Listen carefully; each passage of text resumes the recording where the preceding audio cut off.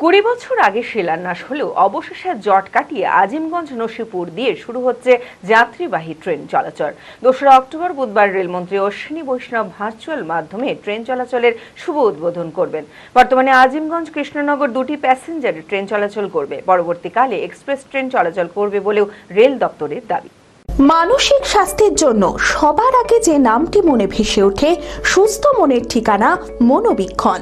যোগাযোগ নাম্বার 7477799516।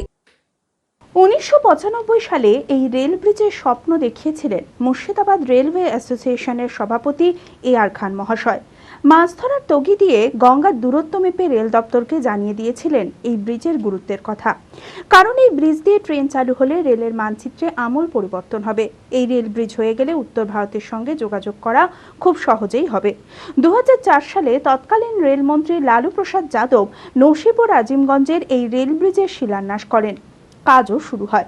2010 সালের মধ্যে এই রেল ব্রিজ দিয়ে ট্রেন চলাচলের কথা বলা হয়, কিন্তু আজিমগঞ্জ মাহিনগর এলাকার 7 একর জমি নিয়ে শুরু হয় জটিলতা। প্রায় 75 জন জমিদাতা অধিক অর্থ রেলের চাকরির দাবি করেন। এআর খানের নেতৃত্বে মুর্শিদাবাদ রেলওয়ে প্যাসেঞ্জার অ্যাসোসিয়েশন আন্দোলন শুরু করে। সেই সময় রেল প্রতিমন্ত্রী অধীর চৌধুরীও বেশ কয়েকবার জমিদাতাদের সঙ্গে বৈঠকে বসেন।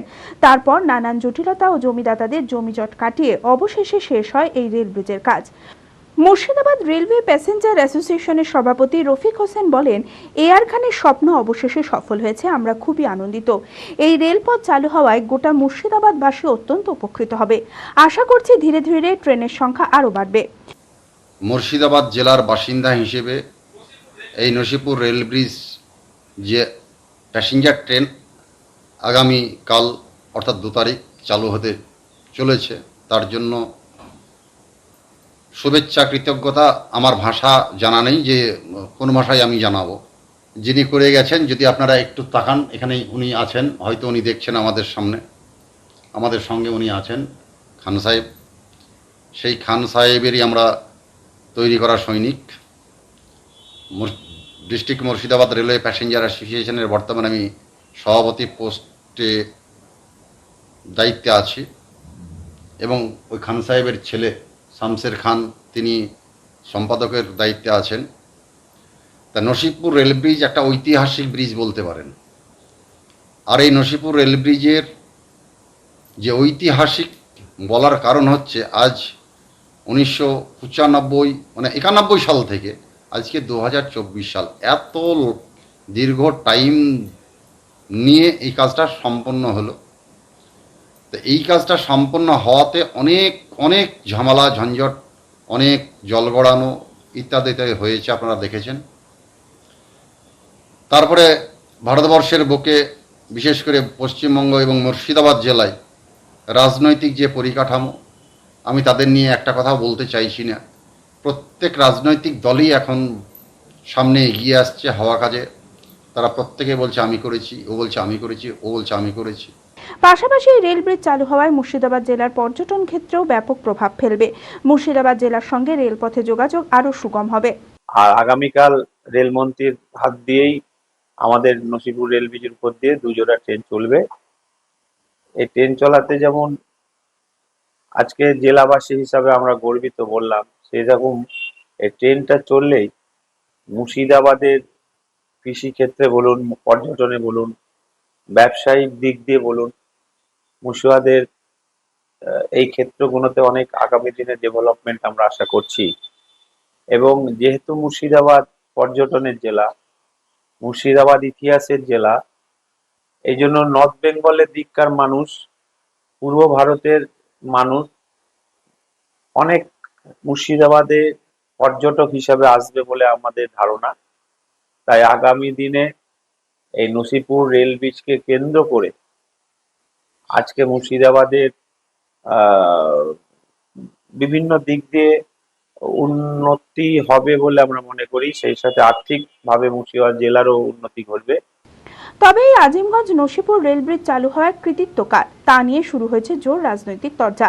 জেলা বিজেপির সভাপতি সাখরব সরকার বলেন, আমাদের রাজ্য সভাপতি সুকান্ত মজুমদার ও মুর্শিদাবাদের বিধায়ক গৌরীশঙ্কর ঘোষের প্রচেষ্টাতেই এই রেলপথ চালু হলো। স্বীকার করাটা দোষ নয়। এআর খান এর ভিত্তি স্থাপন করেছেন। ভিত্তি স্থাপন মিনস এই নসিপুরের দাবি রেল ব্রিজ চাই, এই আন্দোলন উনি করেছেন। এবং আজকে আমি বলতে ভুলে গেছি, অত্যন্ত সরি টু সে, আমি না বলার জন্য ওনাকে আমি শ্রদ্ধার সঙ্গে জানাই, ওনারও অবদান আছে।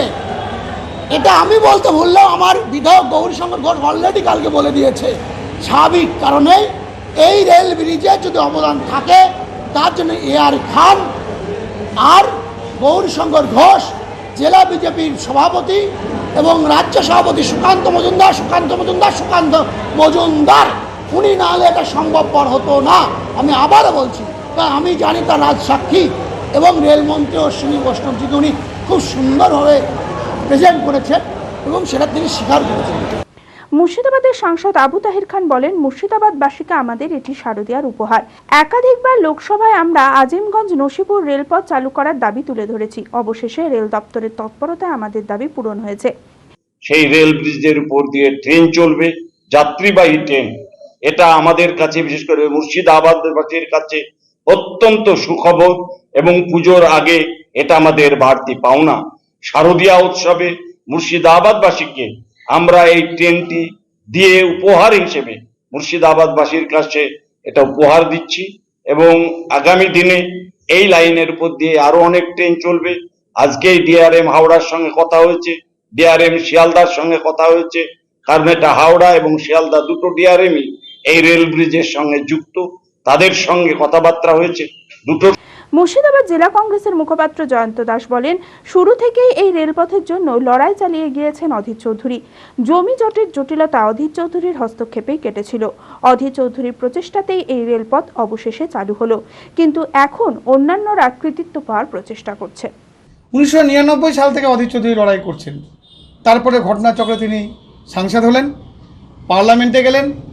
তিনি কখনো লালু প্রসাদ যাদব, কখনো কেসি পান্ত, সরকারটা কংগ্রেসের পাশে আছেন প্রণব মুখার্জি, সকলের দাঁড়ে তিনি ঘুরেছেন যাতে নসিপুর রেল ব্রিজটা হয়।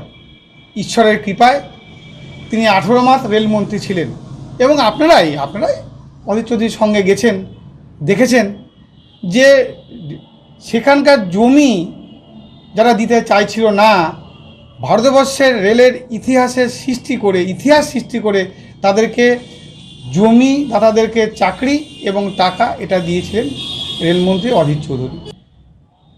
নসিপুর রেল ব্রিজ কারণ নয়, নসিপুর রেল ব্রিজ ভারতবাসীর, মানুষের। আর যদি কেউ এই সম্পর্কে নসিবির করতে থাকে, সেটা হচ্ছে প্রস্তাব ছিল AR খান সাহেবের, এবং যার জন্য এটা তৈরি হলো তাকে আমরা প্রণাম জানাই। তিনি হচ্ছেন অধীর চৌধুরী। আদি ঢাকেশ্বরীর বেনারসি মানেই দাম্পত্য জীবনের সুখ ও সমৃদ্ধি। ঐতিহ্যশালী বাঙালিয়ানায় প্রসিদ্ধ আদি ঢাকেশ্বরী এখন বহরমপুর শহরে রয়েছে। কাতান বেনারসি, জরদোসি বেনারসি সহ অন্যান্য সমস্ত ধরনের বেনারসির বিপুল সম্ভার। এছাড়া Swarnachuri, Baluchari, south Indian Kanjivaram, chiffon, বাংলার তাঁত, জামদানি, লেহেঙ্গা, ছেলেদের পাঞ্জাবের অফুরন্ত সম্ভার নিয়ে হাজির আদি ঢাকেশ্বরী। তাই আর দেরি না করে আপনার মনের মতো পছন্দের কেনাকাটায় আজই চলে আসুন আমাদের প্রতিষ্ঠানে। আমাদের ঠিকানা 168/1/A রবীন্দ্রনাথ ঠাকুর রোড, লালদিঘি, বহরমপুর, মুর্শিদাবাদ। যোগাযোগ নাম্বার 9933104335।